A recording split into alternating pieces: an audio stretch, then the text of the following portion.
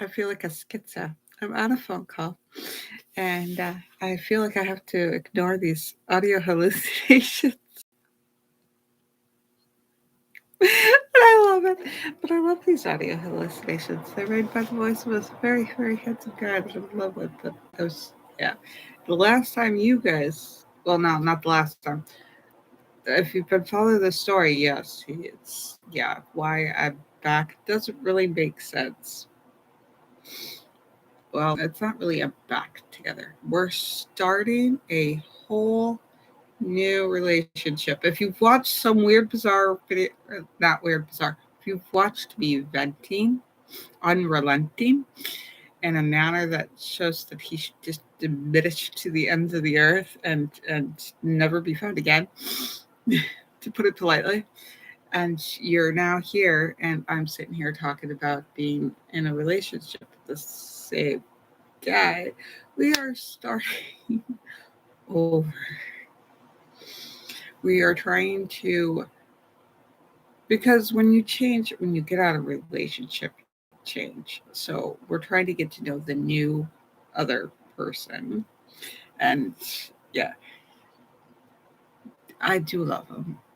Oh, yes, I love him. I can't help it. I'm purely obsessed and in love. I don't know how the two things go together, but they do. And it's reciprocated. So as long as it's reciprocated, I will be openly in love with him. He's having fun.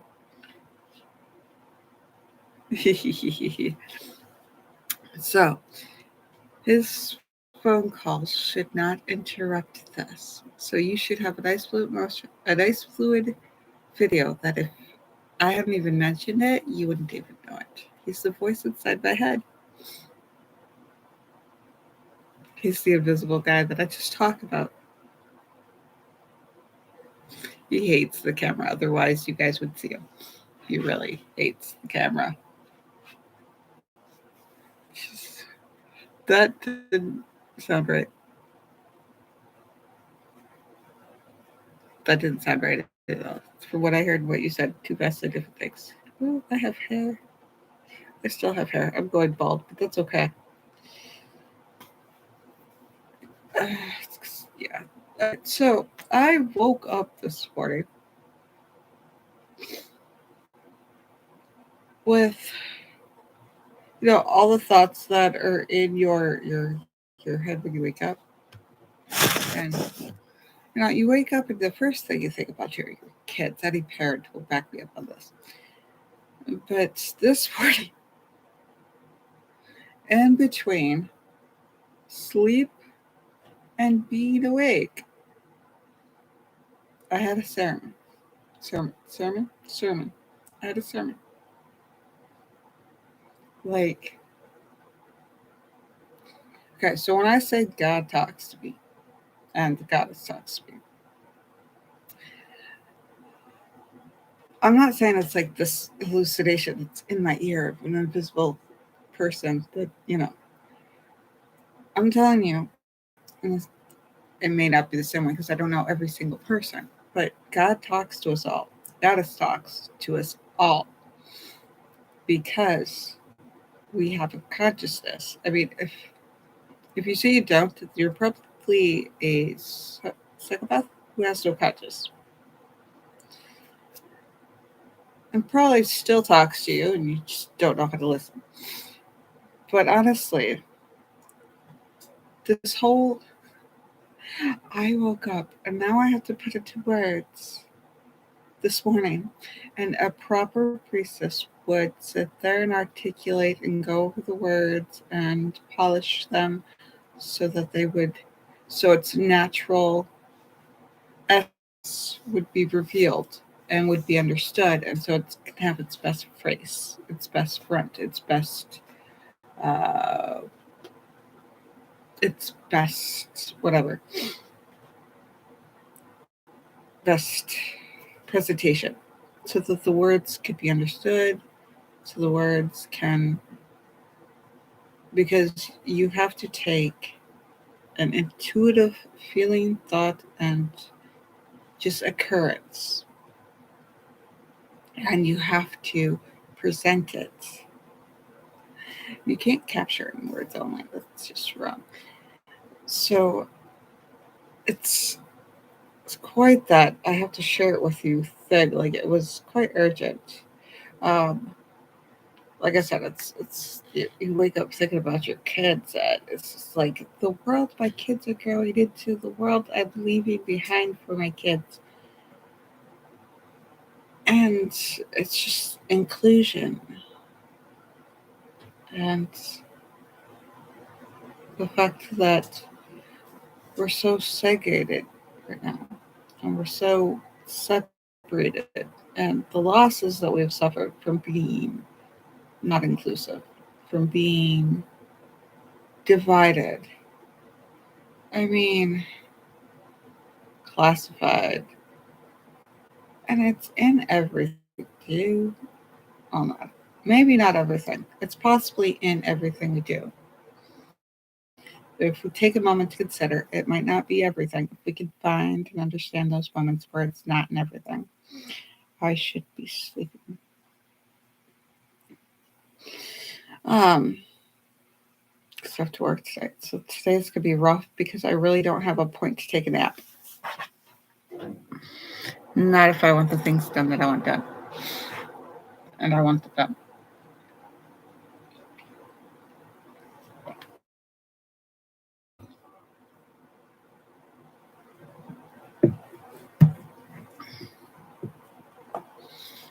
Yeah. And all right. So inclusion. It's the fact that we divvy ourselves into age groups, financial groups, gender groups. It's not to say that we shouldn't recognize differences. We definitely should. That's what enhances our similarities. It must be on your end. I'm hearing shuffling. I'm hearing like people walking. They are ready for food. Yes, I thought it was coming from here. But I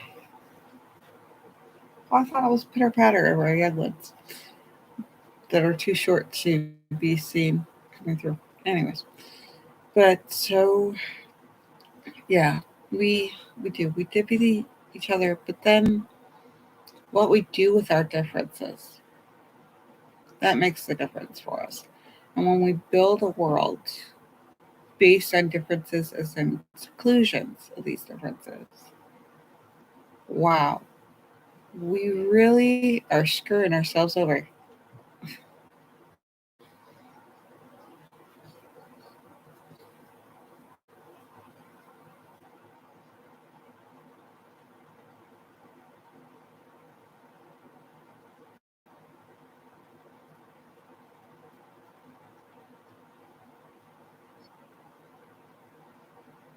No, no.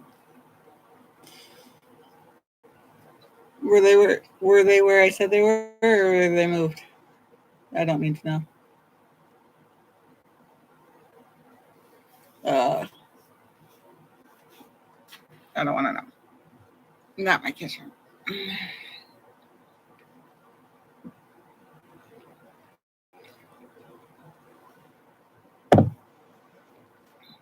Right. Um, yeah. So yeah, if we look at what our ancestors put us with these isolations, we're pretty much screwed.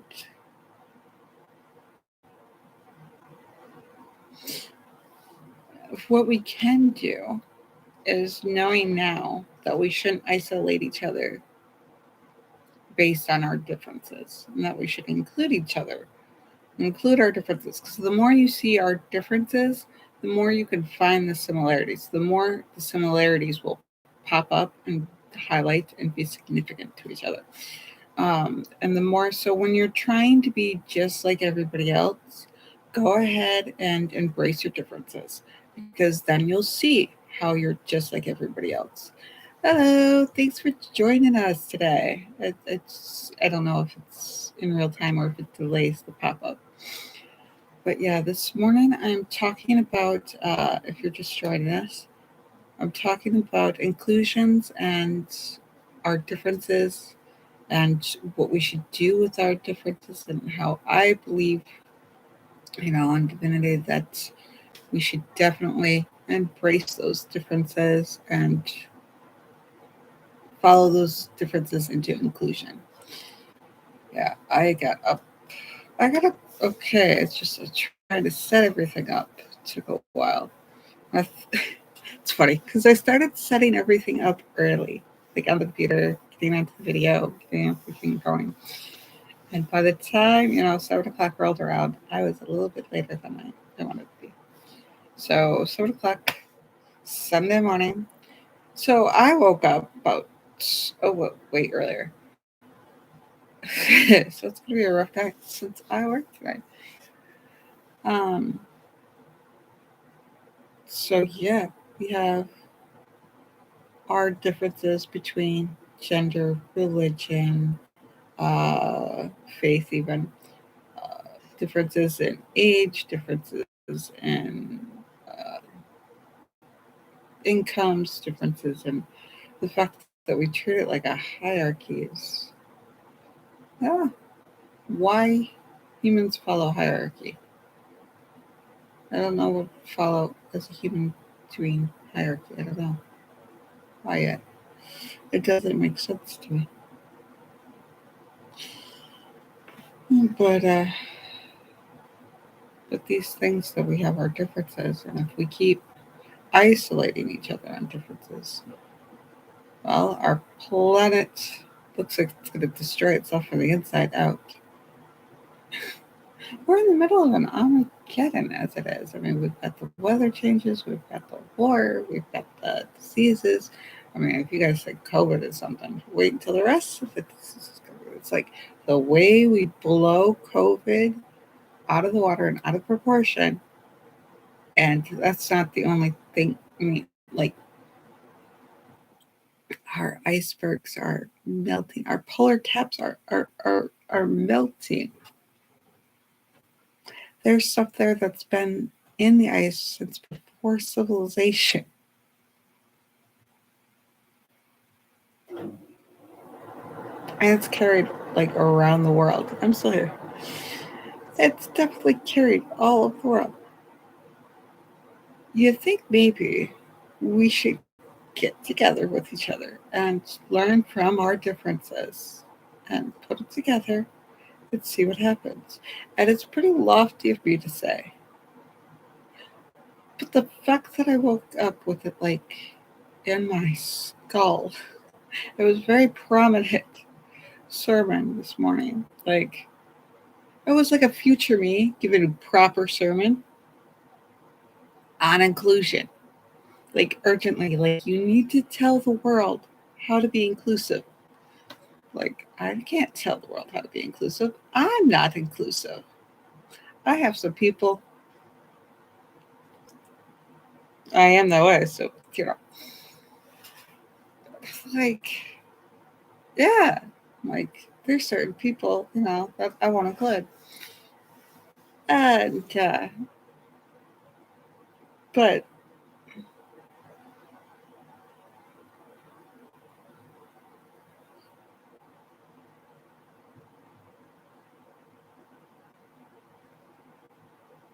yeah, but it's extremely urgent that we include each other and that we're inclusive and that we take our differences that we have and celebrate them and love them and really hold them dear so that we can see our similarities. Because if you ever try to be just like everyone else, the thing you notice the most is your differences because all of a sudden they're highlighted. But the more you try to be different, the more it seems like I'm just like everybody else because those similarities are then highlighted, come out, they're more pronounced. So we all have our similarities, we all have our differences.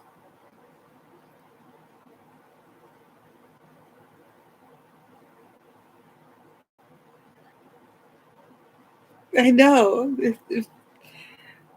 If I could write programs, you'd have to write programs to assign, like, I've got a phone call going on,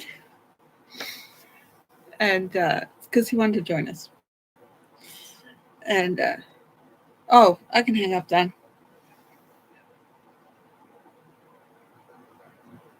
Where did I say you wanted to join me? I said that I'm going on there, and I was going to try the phone call. Did I say you wanted to? Okay. Oh, okay then. I'll hang up. And okay. So that phone call, that distraction is done. But I should distract myself by focusing on this. That's a hard part. That's a whole nother experiment. That's a whole nother learning to focus. It's a practice, it's an exercise, it's something that people with attention deficit disorder can do. Anybody and everybody should be able to do it.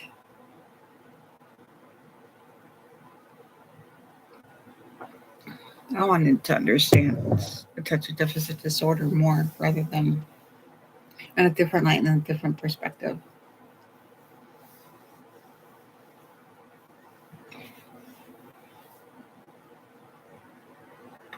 Yeah. But I woke up and it was a very urgent thing, like tell the whole world so we can save the world, to be inclusive and how to be inclusive. That's the fun part.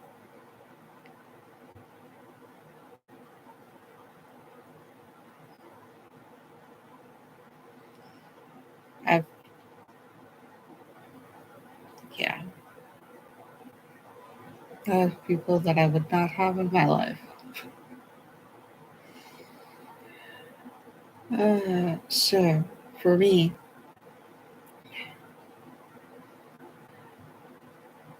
when your intuition talks to you, it's really divinity. To tell you the truth, your divinity. There's your divinity. There's the divine power of all things. And then there's the divine power of yourself.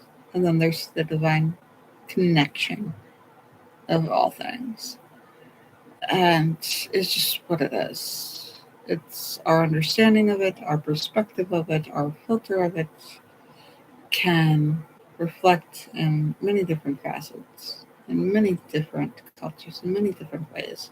But it's an underlining or essence that's in us all. Every living essence, every living, and we still have yet to define life. But then the great divine, the divinity, so it's the great divinity, the divinity of ourselves, the divinity that connects us all. And that tripod is the basis of my trying to start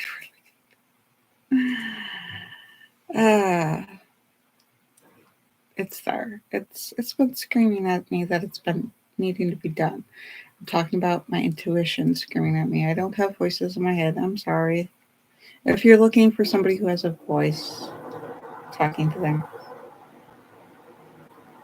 like in their head, other than hanging up on the phone call that I'm on, I don't have a voice in my ear anymore. It's more intuition. It's more the following and understanding of all the experiences that I've gone through. And if you think about it, consciousness, like somebody's consciousness and somebody's intuitive, like intuition of who and what they are, no matter the culture, you're understanding and determining the difference between right and wrong, even if it's been forced on you. Like, you have to survive. You have to accept that this is right in order to survive. People have gone against it with what they've been taught, that this is right, this is wrong, to follow an eternal understanding of what is right and what is wrong. That little golden thread, that little compass, is a type of divinity that connects us. It's of a separate entity. And then at the same time, it's the connected energy of all of us. And I mean all of us, every blade of grass. And if you take those, in retrospect, and if you take those and pick it apart, put it together, and understand it, this commonality thread amongst all religions, amongst all faith, all spirituality, all who and what we are, it's there. And you look at the psychopaths that don't have consciousness, that don't have a little bitty cricket telling them what they should and shouldn't do. But you look at their action, look when they lose control, or when they're short term, and you're like, they're without emotion. It's like they don't feel the emotion, but their actions are results of what somebody who has an emotion to do, of what they want or don't want. And it's really odd. It's like it's present, but they have no idea it's there. It's like they're blind to it. I'm like, yeah, I've been trying to understand psychopaths for those who are in my life or were in my life. Um, because this is supposed to be an inclusion. So if I look at people and I look at the downtrodden and the people that we put down, and if you put them in new light, they themselves may not be bad people who just isolate. And it's just their behavior may be something that is not acceptable, either to themselves or to each other. And I look at some infractions and some trespasses and some, ways that we are, this person should not have done that, or this person should not. I mean, light ones. I'm not talking about the fact that somebody killed somebody or did something far more horrific. I'm talking about like stealing or, no, that's still a big one, or insults, or just looking at the way that one culture would put one thing and another culture would put on the same to address the same action. And there are times that we put, or this is okay, this isn't okay, you should do this, you shouldn't do that, you shouldn't wear shoes in your house. And in other places, like, you really shouldn't take the shoes off. I've been in houses where you shouldn't take them off. I've been in houses where, yes, please do take your shoes off. And and I looked at some of these things, and sometimes it's just like political or just different sides of a same story, or they address things differently. Same occurrence, same situation, a similar situation, or the same thing. There's a different approach to it. There's a different way of seeing it. And so if you take away good and evil, right and wrong, and move towards and things that we want to avoid, rather than placement of things that harm or don't harm, things that we're attracted to or repelled by, because in that essence you have that throughout our globe: attracted, repelled, things we experience that we want more of, things that we experience that we don't want anything of. And if you take that label off good and evil, off of a lot of things, and the way we look at it, the way we approach it, and the way we, you know, the way we handle it and do what we know to do from that. That's the empowering part. The way we have a way or a discipline of approaching inclusion or approaching somebody who's different than us. How do we handle somebody that we think has done a horrible, horrible thing and we don't want anything to do with them. That says a lot about us and the people that we can grow into. You know, I honestly don't believe people change. I believe they grow. I believe somebody may grow into handling a situation differently. The situations don't usually go away. It's usually you learn what you do about them, and then you get a consequence, and you expect that same consequence when you do the same thing later on. When that situation or a similar situation occurs. So, handling people that aren't like you, that are different than you, that are different than me, that are different than, tall people versus short people. Me who's tall and with the short people. Uh, Reaching the average, I don't know, versus the fact that I'm female or the fact that I have a different ancestral geographic spot, because really ethics is out the window. I mean, if you've got a purebred, you've got somebody who's probably sick, really, really sick. Like, yeah, purebred is not. If you've got a pure Aryan, like Hitler sitting there thinking, "Oh, it's a white person." You've got a very sick person who's not going to make it. Genetically, we should definitely have different parts of the globe, because the more you're isolated,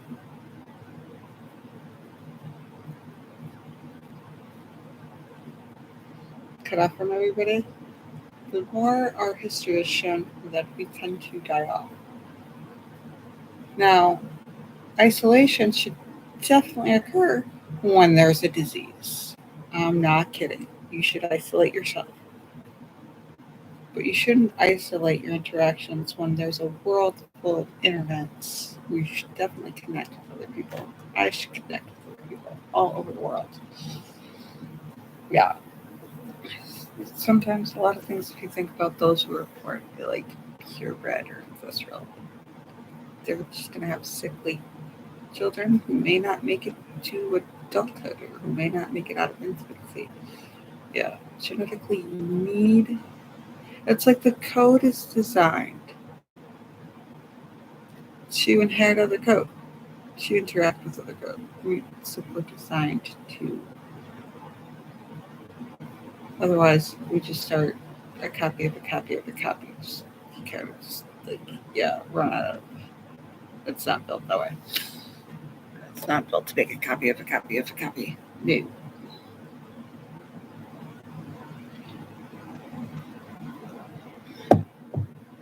So yeah, um, I love a lot of babies. They're so cute. But yeah, we get through a certain conclusion. Doesn't matter if a person is short or tall. I mean, just should be downtrodden about it. We shouldn't be down about these changes. I mean, if somebody's crazy, as long as they're not harming themselves or others, you should celebrate it. You should celebrate the craziness. You should celebrate, you know, you should celebrate the fact that some people are tall, some people are young, some people should learn from the young as well as the young should learn from the old. I mean, if you come as a know-it-all, you know nothing. The more you know, the more you knew, the more you know, the more you understand, the more you grasp the concept, the more you learned you didn't know, and the more you learned there's left yet to learn. And then you learn there's things you don't know that you don't know. And so you can't stay in a world just by yourself. You you still have, I mean, even if you stay in a world full of just nature, just by yourself, you have to build on that somehow. Each experience builds on another experience. So if you isolate yourself in a house, if you're able to do that, and it's healthy for you to do that, and you don't like you're in a house with a abusive relationship and the guy's gonna kill you before, or some kid's gonna kill you before COVID is over, in which case you should get out of the house. And yeah, so you have to think about this. Are you going to survive isolation in order to survive, COVID? So if you're going to do something that's going to kill you before COVID is not inoculated, yeah, that would be great. Fully inoculations, everybody. That would be so. Smallpox, all except, oh my god.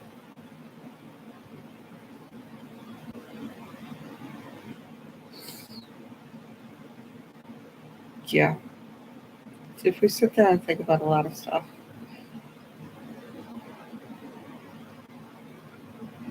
so how do we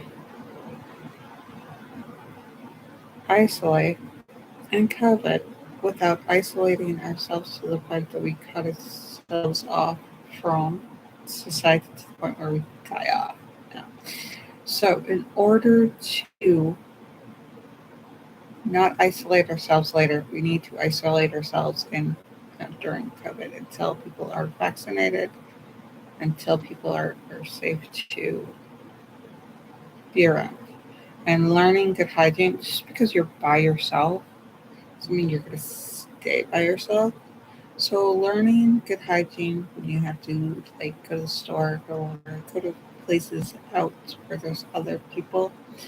So practicing good hygiene while you're by yourself is a fantastic idea. It's like, oh, I'm by myself. I'm not going to get anybody else sick. But no. Washing your hands before and after you eat, after you go poop. It's a good idea.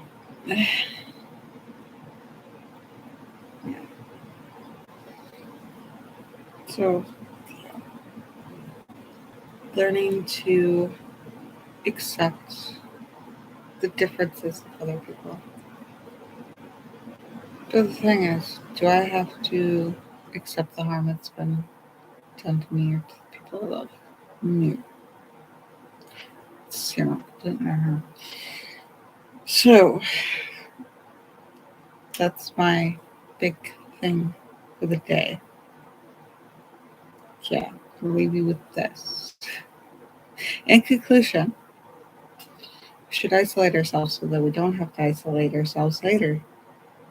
Inclusion is essential to our survival in order to evolve, in order to learn, in order to, change is its own constant. That's a whole nother lecture. It's a whole nother 3 hour sermon. One person is not better or worse than the other. They're different, honestly. And those differences help make us, shape us, create us. They help our foundation. They help us develop our foundation of who and what we are as we impact others and others impact us. That's essential and important. I don't think anybody's going to understand that. Yeah. I'm sitting here thinking, I wonder how to use my phone as a camera because it has a better camera than this one. Yeah, it's a mess. It's a big mess. Yeah, I just want to clean it. I've been getting the mess up there. I've been getting the mess in other places, and I've been having. It's been crazy. So next sermon. There's so much to talk about. we'll touch more about divinity. So understanding divinity and understanding the whole point of spirituality, and that whole understanding of spirituality that helps people celebrate together is the religious point. Yeah, there's so much. But if we don't start, we'll never get anywhere. So accomplish, one. I love you guys, and I really appreciate the fact that there's 20 subscribers. Last time I checked, like, I don't know who you guys are, but thank you for watching the show, and I'm glad that you enjoy enough to hit subscribe. It's back me. Yeah, yeah,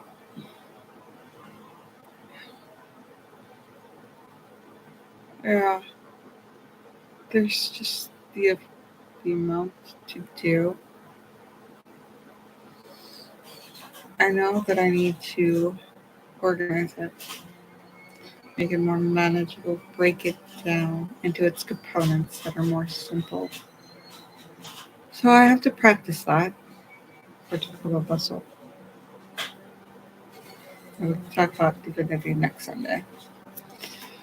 And hopefully I can make more videos. Honestly, yeah, I need more videos. I need you guys. You guys need more content. Lots more content. I need coffee in my system. I need to figure out how to live life. I figure out how to live my life. How I want to live my life. Alright, I love you guys. And thank you for subscribing. And I really appreciate it. I really do love you guys. So until the next time you see me. Bye. Love you, love you. I love you guys. Guys have a wonderful time. Bye.